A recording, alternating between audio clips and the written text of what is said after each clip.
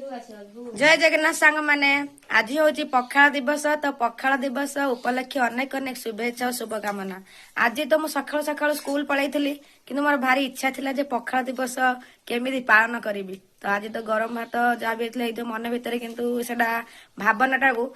पखाल दिवस जी आइटम सब सान भाई सब बनईकी रखी माँ ताको आ भाउज हेल्प करछंती।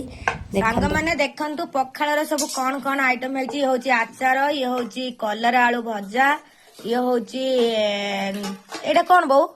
एटा फुलकोबी बघरा एटा हूँ गोटे मेंची मेंची शाग पकईकी आटा हूँ जन्नी गोटा भजा एटा हूँ भेंडी गोटा भजा एटा हूँ पुटल गोटा भजा एटा टमाटो खटई एटा सालाड एटा आलू बैगण कदली पकई कौन सब भजा है एटा हूँ बैगण गोटा भजा एटा छुई आलू भजा एटी बड़ी चूड़ा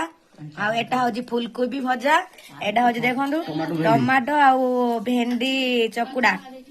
आटा हूँ बड़ी आलू टमाटो गोटे तरकारी है बायण चोखा है गरम खाइब मो बो आठी पखाल सब मिसिकी आज खाऊ जदि आपण मैंने खायापी चाहूँ ताने पलि आसन शीघ्र शीघ्र